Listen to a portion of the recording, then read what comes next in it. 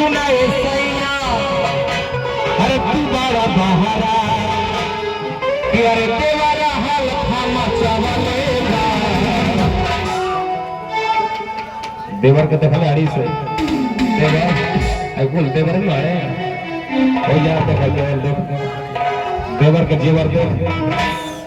कि एक छापन देवर वीरापन सिद्ध समान के धुलावले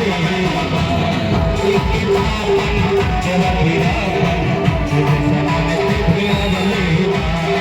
सुनाए सैया तुम्हारा महारा सुनाए सैया तुम्हारा महारा तेरा हाल चावले सपना जी सपना जी यहाँ के तारा ने अब कोई नहीं है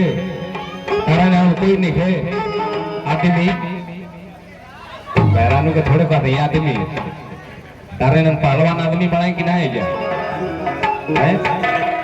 कि एक छापन देवर वीरापन सामान